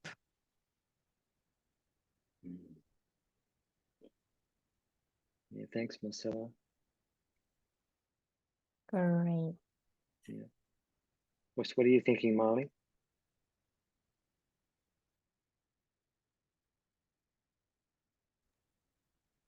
Eu acho que estou pensando que estou I think I'm aprendendo. thinking that I'm learning. Estou, é a I'm, minha segunda you know, participação, my second então participation, eu ainda it's estou my second muito no participation here, so I'm modo still sentir, imergir, mas and being here, é, but eu vejo I que see tudo que eu escuto, em that alguma everything that I medida, hear in a vai certain fluindo way para flows to this configuration of base groups or foundational groups. I'm also interested in the environmental theme. I participate in a network in 2 institutions that have doctoral programs, and they discuss the ecological crisis. And so if these discussions can be useful, I can contact with them as well. They are available. I also like to write, so I also mention that. And among the themes, education, research, social change, and environmental changes, I wouldn't know how to choose among them because I'm interested in all of them in a certain way.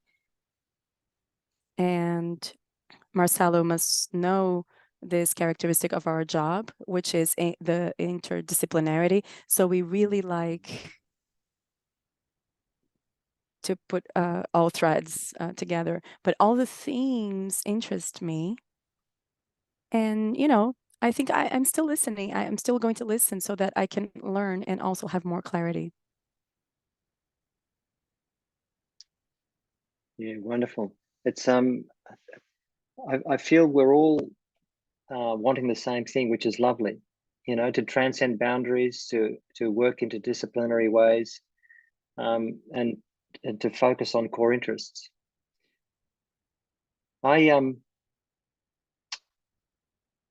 I'd like to make this the seed of the conversation that we can pick up over the next few sessions, and certainly revisit in a very concrete way as we start to lay out a program for next year. It's going to be a wonderful opportunity, so we can weave together, you know, all of our wisdoms and interests and see how we can make it work. Yeah, thank you. I'd like to hand it back to you, Michelle. Oh, Felipe, would you like to say something?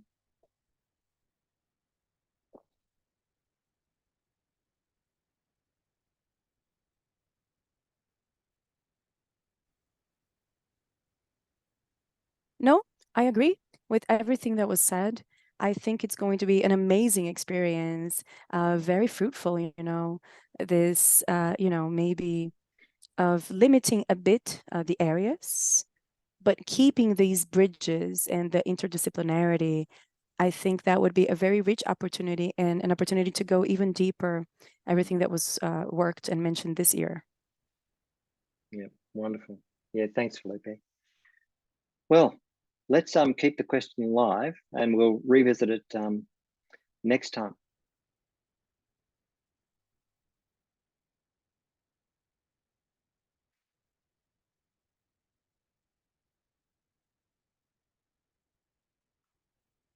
So if it's possible to have a piece of paper and a pen or a pencil, in a way that I'm gonna have a little guided, not guided meditation, but a little contemplative spectrum, but we're gonna write it right after.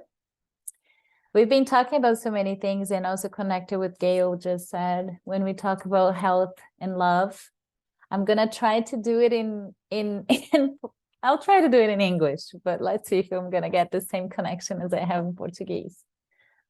I think it's gonna be a good practice. So if y'all have a pen or pencil together with a piece of paper, just grab something, then we can be all together.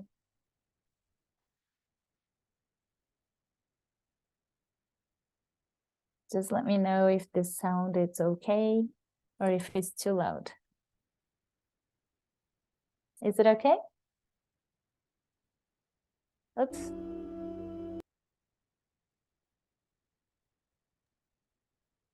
Eu ainda estava ouvindo, Michele, mas agora interrompeu. We were here, Michele, but now we're not anymore. Tá ok? Tá com a música, tá com bom. Is it okay? Is the Agora music sim. okay? Yeah, now it is. So I'll ask you to breathe in and breathe out. Feel your body in a comfortable position.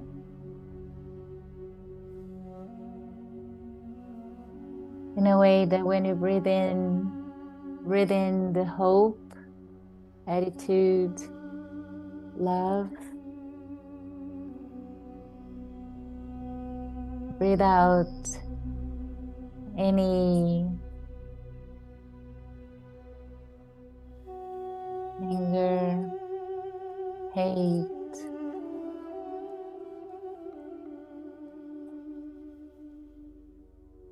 So you breathe in again with all these feelings of love, connection. Breathe out any feeling that is disturbing you at this moment.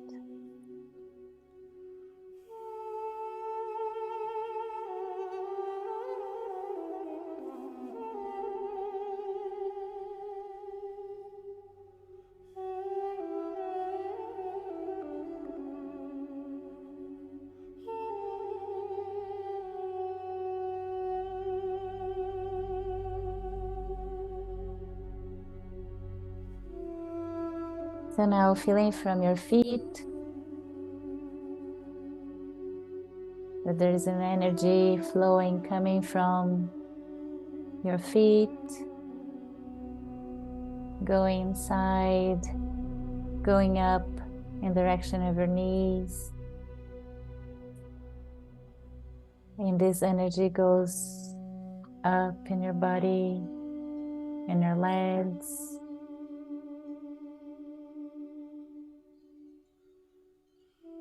Feeling of this energy of the earth coming up on your belly, lungs, chest, throat. In your throat, you breathe in with the energy getting stronger in your throat with the power of vitality from the earth.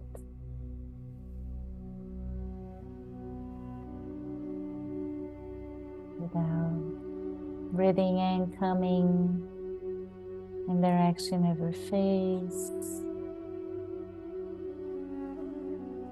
And the position in between your eyebrows and your forehead. Breathing again, coming with a very strong spotlight on that breathe in. Breathe out. So now that flow of energy goes on the top of your head, goes up in the direction of the sky.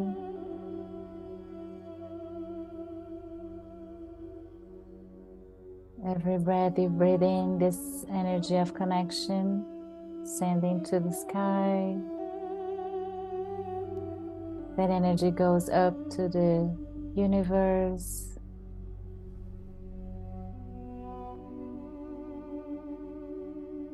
Go into that direction of something that exists, but it doesn't exist at the same time.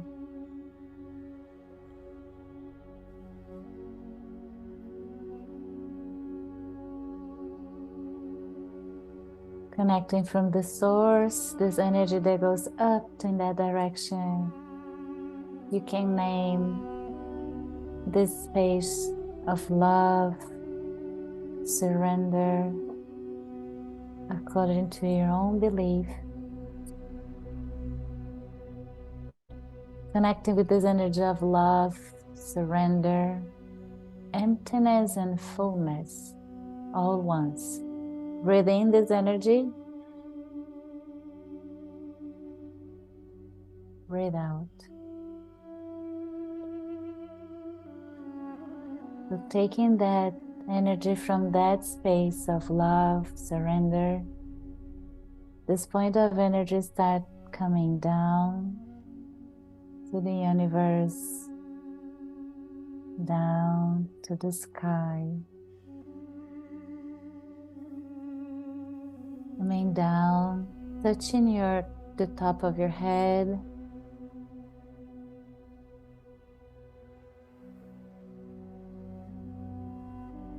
Coming and taking the awareness of the back of your head.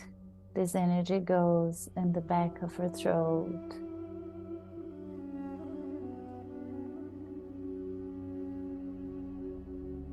And it starts going down your back, your backbones, in the back of your legs, in the back of your knees. And it's going in the direction of your feet. This energy comes out of your feet, going to the earth, spreading like roots. And those roots start connecting to each other's roots in a way that we can surround the whole planet Earth with those roots, with the energy of this space that you had connected, taking from the space, coming to the planet Earth.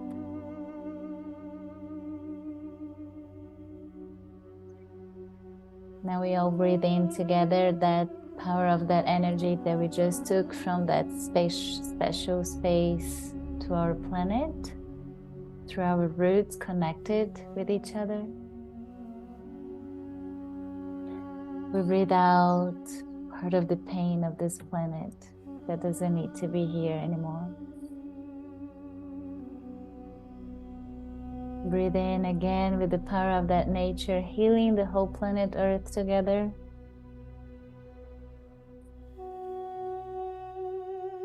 And breathe out. So now you get connected with the awareness of your body. Take a little bit of that energy back to your heart. Breathing the power of that energy into your heart.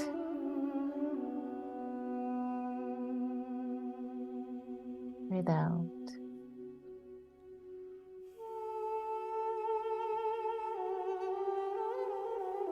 So from that connection, I'm gonna ask you to try to write a couple of phrases that can be a little poem of the connection of the things that you do in your life. Can be just like 4 or 5 phrases, like a poem that you are connected with what you do in life, or what is the surrender of this power of energy, of this love feeling. You can write in your own language. Just a couple of minutes to express a couple of these words. Are you okay, Ricardo? Yes, Gail? Yeah? Okay, so now I'm gonna ask if we're gonna try to do a collective poem. How that's gonna work? I'm gonna ask you to write a phrase or type the whole poem, a little part of your poem. Instead of going one after the other, I'm gonna ask you to type part of your poem in the chat. But don't press enter yet, okay? Just type, and by the time I said go, all the words are gonna come and the phrases are gonna come at once in the chat. So if you could write part of your poem, pick a phrase, or if it's short, if you wanna put everything, it's okay. You can write and type it in the chat, the whole poem. And by the time I said yes, go, then we all press enter together, okay?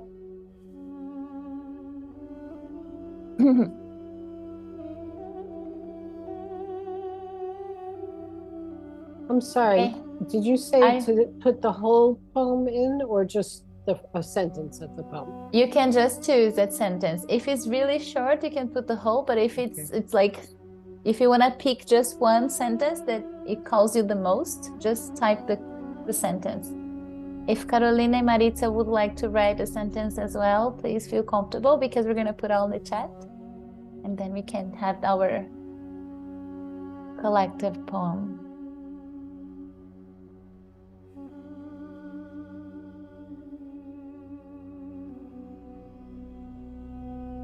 You already typing your poem, Robert? It's closed. Your mic is closed. Sorry, I inadvertently hit return. So Okay, we start with that too. Is that okay? Is everybody okay? Fine? Okay, so 1, 2, 3, go.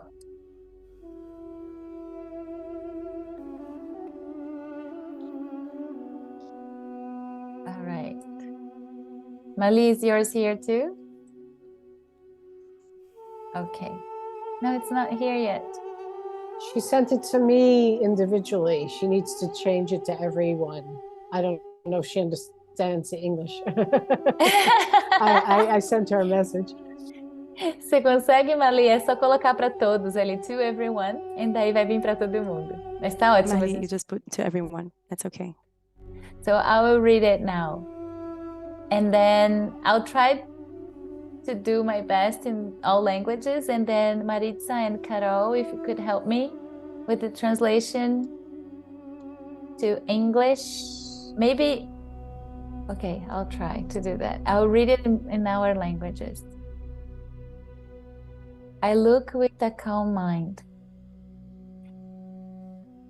I'll try to. Eu me entrego ao poder do amor para me conectar com I surrender myself to the power of love to connect with what I've had of the most deep thing that I have in my humanity, and soul networks of love and care to Mother Earth. Feeling the pain, feeling the hope. O outro sou eu. The other is me. Construir desde lo pequeno. Encontro aqui nesse amor, em rendição. I find here in this love and surrender the strength that connects me to serve in a completa ação. giant surrender in complete Fé action. no poder da intenção. Faith in the power of intention, hope Transformador da ação. in the transformative action, Confiança na trust história in the que history fazemos com os that we outros como create with the tempos de others as possibilidades. times for possibilities. At the sky, the rhythmic movement of the earth, flutter of a bird's wings, the movement of beautiful hearts, a wonder. Miro con una mente tranquila, love. How to channel the energy to transform pain to hope, and then hope to helping a better world emerge. That is the never-ending question.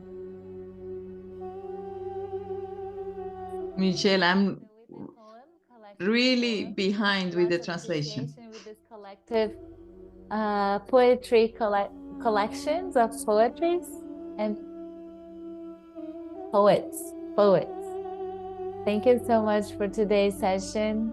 We'll be seeing each other on the 29th, and much appreciation for all of support and co-creation. Thank you so much.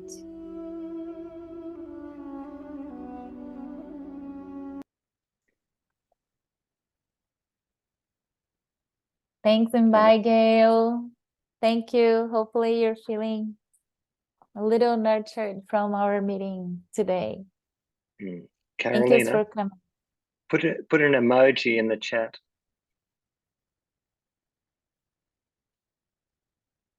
Thank you. And then we finish with the emoji of a heart from Carolina. Thank you, ladies and gentlemen, all of you.